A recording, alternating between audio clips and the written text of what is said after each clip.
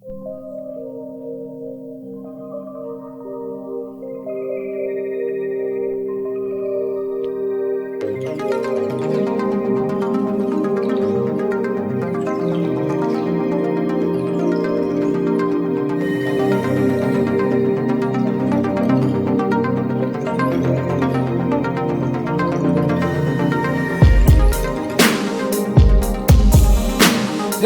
welcome back to another episode of Reviews by this guy. And before we get into the topic of today, I'd like to say don't forget to let me spend my money so you don't waste yours by hitting that subscribe button. I still haven't got a bell, but just imagine it there. Don't forget to click, you dumb mother. Click that bell to keep informed of new videos that are being uploaded on the We Deem channel. Now, as you've seen in the intro, today we're talking about my Nintendo Switch accessory collection in 2019. And there's quite a mix of things here, from official licensed Nintendo products to, yes, your Chinese version, which I've done videos on some of these. But without any more of my babbling, or to try to stop me from babbling, let's get into it. Alright, before I get into some of the Chinese products, before I even get into the officially licensed products, we will save those for last. I'd like to first take a look at this guy. I've done a video on this guy before. This is the J&T wireless controller for the Nintendo Switch. Now, you probably see this a lot because a lot of Chinese manufacturers use this design, but that's pretty common for the Chinese market. The controller itself is made of a fairly cheaper plastic. It's extremely lightweight. The buttons themselves feel pretty good. The D-pad is pretty decent, and the analog sticks are good. Your triggers up here, they feel really responsive. I mean, everything about this controller is made of a cheaper plastic. It does, as you can see, charge by micro USB. During gameplay, I have used this before, and the controller itself seems to function really well. It's easy to connect. Everything works. The home button will bring you to the home screen. It functions fairly well. It does not have any NFC support, so you can't put your amiibos on here, but it does have rumble in it, and the rumble feels decent. I mean, if you're looking for a really cheap controller, you probably could honestly get these things for $10 to $15 now. Let's get on to the next guy, and that is this Orts controller from Orts Gaming. Now, you can't find these really on the internet anymore. I got this on Amazon. I was really attracted to the design. It reminds me of the PlayStation 4 controller, where it has the analog sticks in the center, and it has this rubberized grip. The plastic feels a little more sturdier than the J&T. It does, as you can see, have all your standard Switch controls here. You have your home button in the center, your plus and minus, which I just said that backwards. I believe that is a turbo button. I'm not entirely sure. Your analog sticks feel really good. These analog sticks are, I believe, better than the analog sticks on the J&T. Your D-pad is concave. It does feel a little stiff, to tell you the truth. As you can hear that sound, a little weird. But it does function during gameplay. Your triggers are pretty good. You do have R1, L1, L2, and R2. You have your 4 action buttons, and this guy charges by USB-C. Now, even though you can't find this controller on the internet, there are a lot of other companies, as I said, Chinese design, using this design, and you can get an iPeg that has this exact design. I've been looking at it where the rubber on the sides is yellow, or red, so that's kind of cool. Not a bad controller. Does function really well during gameplay. I don't believe this has any NIC support either. Now, this controller did come with D-pad caps. I have since lost it. I have no clue where they are. I will throw a picture of them up on the screen.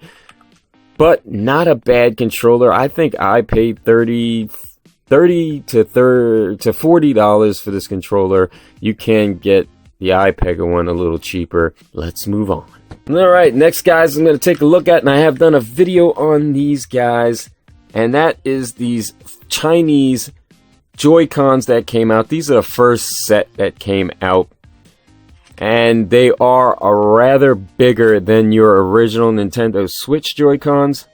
As you can see here, the size difference, and look, I got these Super Famicom design buttons. Now these are button caps. If you're interested to see the video on that, that will be up here. You can go ahead and check that video out where I put these button caps on. They are kind of cool, a cheap alternative to accessorize your Nintendo Switch Joy-Cons.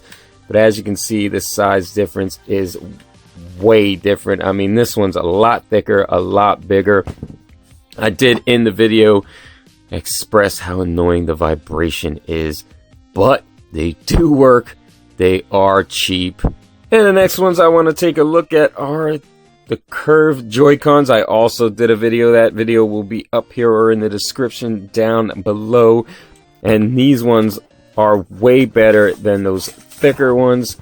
These charge by micro USB, and they have to be charged individually. I forgot to mention that these guys have a dual-headed C charger, so those guys will charge at the same time. These guys are designed a lot better. I do like the curved design. I mean, it looks a little like Dumbo when it's on the Nintendo Switch, but the buttons are way better. The analog sticks are way better. These are just overall designed a whole lot better, and they're not as big as these. They're a little more on par with the original Joy-Cons. They are a little bit bigger and thicker, but not like these guys. Although the thickness on this is a lot more. These do not have NFC support, neither do the other ones. But if you're looking for a cheap alternative, they do work really well on the Switch. The buttons feel fairly good. They're not as good as the ones on the original Nintendo Switch, but overall, a really good, cheap Chinese alternative to the Joy-Cons, especially if you don't want your kids to break your $70 set of Joy-Cons. I'm sensing a theme here, $70 for all Nintendo Switch controllers. Next, we want to go ahead and take a look at these weird Joy-Cons that I did a video on, and that video will be up here and in the description down below. As always, as you can see, they've tried to go with this whole Nintendo Switch theme with the white box and red top accents. Now, if you guys have played Mario Party, you would know that you cannot play Mario Party with the controllers attached to the Switch, which is fairly annoying. You have to hold them to the side. So I guess somebody decided, well, Mend decided that we needed Joy-Cons like this that are always in controller mode, and they do not attach to the Nintendo Switch. Now, these controllers did work really well. They do charge by Type-C. Everything that you would imagine that you can do with your Nintendo Switch Joy-Cons will work like this, except for NFC, as always. And the next is something that I was really happy to pick up, and that is this Splatoon Pro Controller. This obviously is not an official Nintendo Switch Splatoon Pro Controller. That one, I don't know, I guess is kind of getting scarce because people are charging $100 for it. I'm not really looking to pay $100 for any controller. So I ended up picking up this Chinese controller that, with all due respect, I don't know if they followed the mold to the T, but looks exactly like the Splatoon controller. Everything about it, even down to the screws, the whole thing looks like a mirror image of it, and it works really well. All the buttons feel the same, the D-pad feels the same. As you can see, the Splatoon design the same. I love the Splatoon design on this controller. Obviously, as of all Chinese controllers, the NFC is non-existent in this controller, but it does charge by USB-C, and at first glance, and even while touching it, you can't tell that it's not the official Splatoon 2 Pro Controller. Definitely a good alternative. This one only costs $40, I believe, compared to the $100 that people are selling them on eBay and Amazon.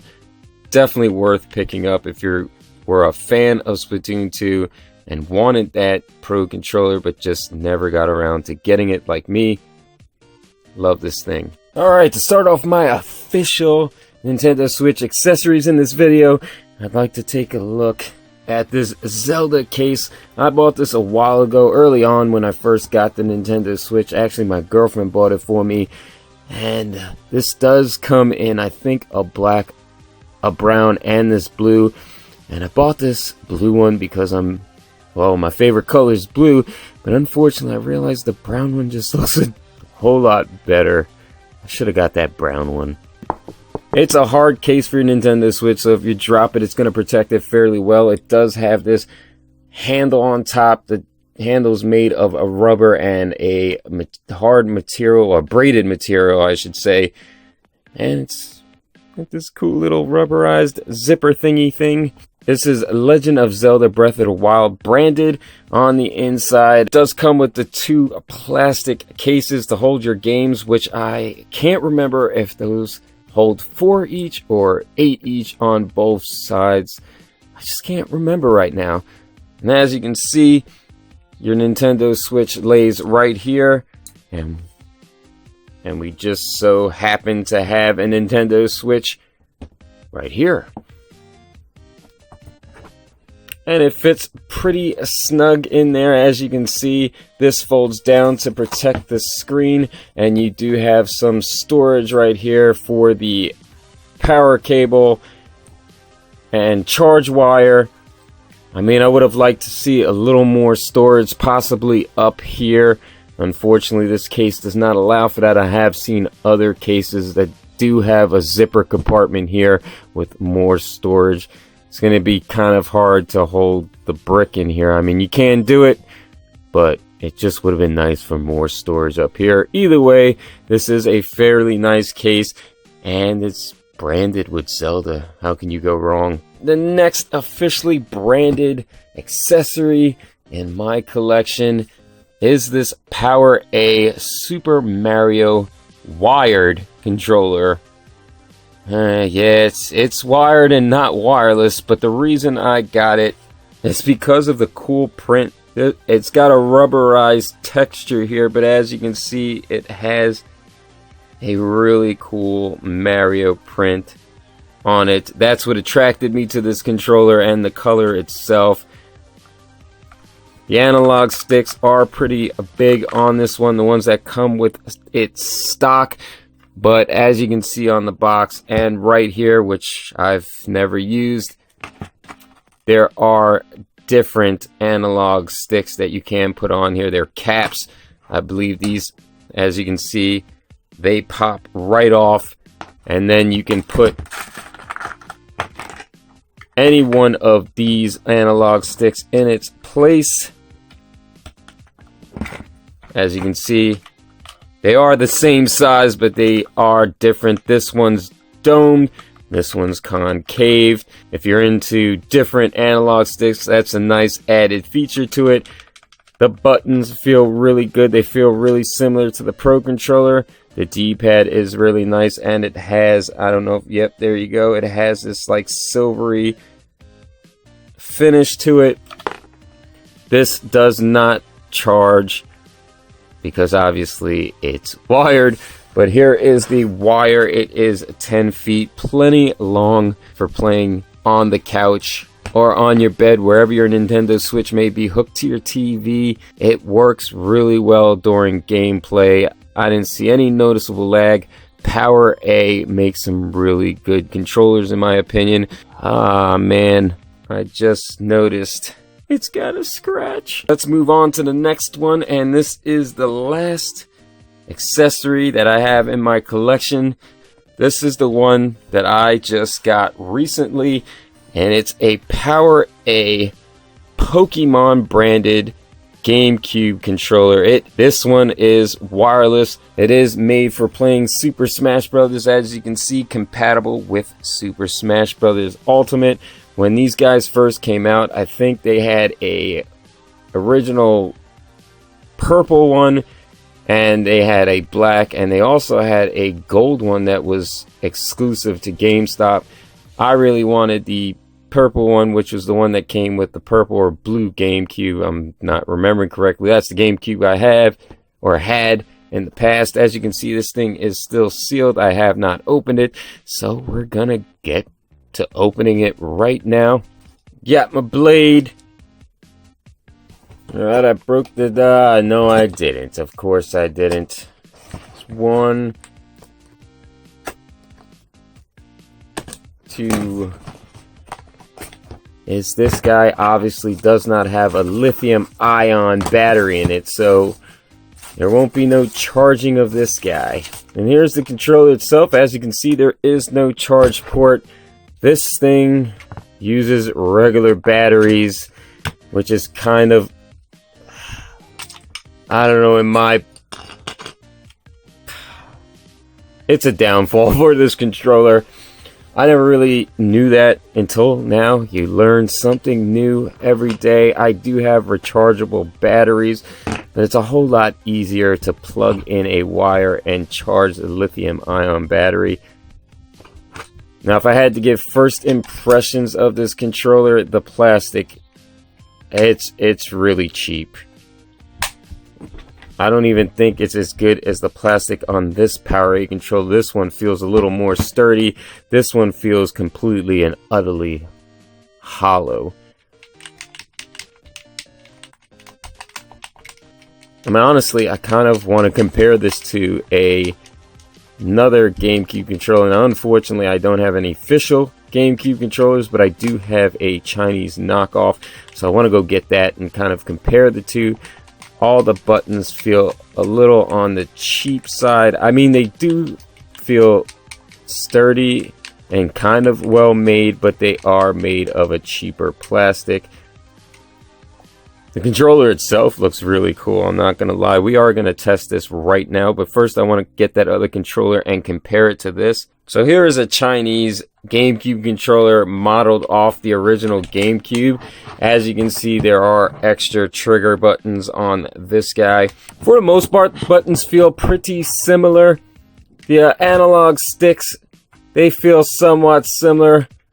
I feel like the one on the PowerA Pokemon controller is a little stiffer, which isn't a bad thing, honestly. Now the right and left triggers here, this one feels a lot more springy than, say, this one. This one just feels like it's over a button and just actuating it.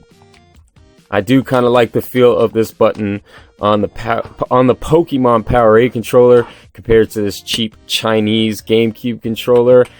Now the C-stick on here, this does feel a little more stiff as well,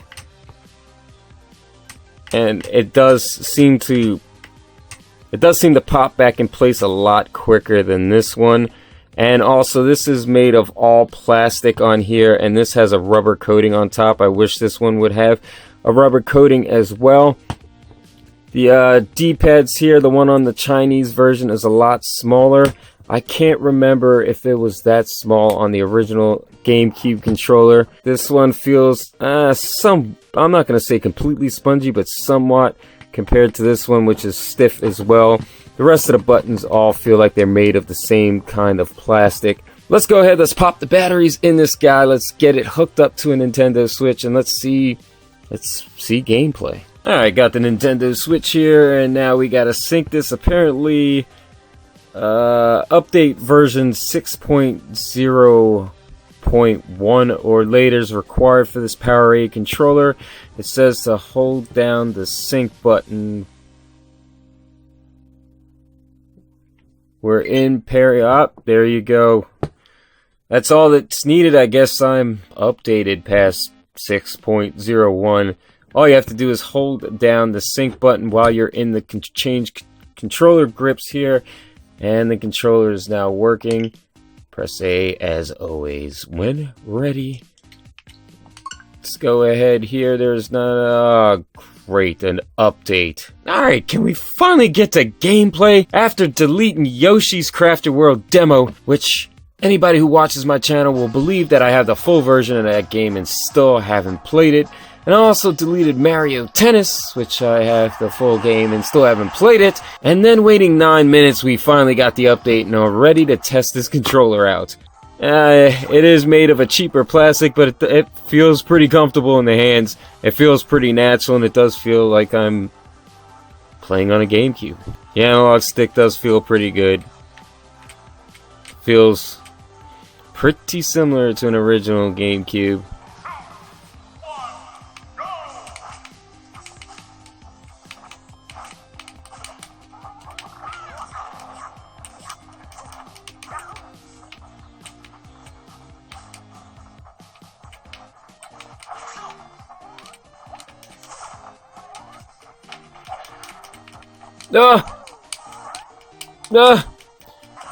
Alright. Of course I suck. I had recorded a video on this when I first got this, when it first came out. It was going to be a video explaining how I suck at Super Smash Bros. And how I don't remember sucking this much when I played it on the GameCube. Or was it the Nintendo 64? I can't remember which version I had played.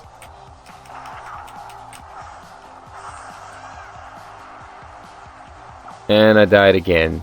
Either way, despite the fact that this controller feels really cheaply made, it actually feels right at home with this game. The $50 price tag, I think I got robbed. Honestly, this thing is not worth $50. For one, it doesn't have a lithium-ion battery. It's using regular batteries. So that's ridiculous to have a $50 price tag just because you stuck Pokemon on it, honestly. It feels more like a $25, $30 controller at best. Hopefully someone maybe has created a mod or was able to hack this and put a lithium-ion battery in it, but for now, I wouldn't pay $50 for it. Well, there you have it. That's my Nintendo Switch accessory collection in 2019. Now, I did, however, forget to include the actual official Nintendo Switch Pro Controller, but we all know that thing's great. It just costs a hell of a lot most days. I mean, you could probably get that specific black one for $60, sometimes cheaper. I think I got mine for $40 when it was on sale on Amazon, but when it was $69.99, I did not want it. I didn't.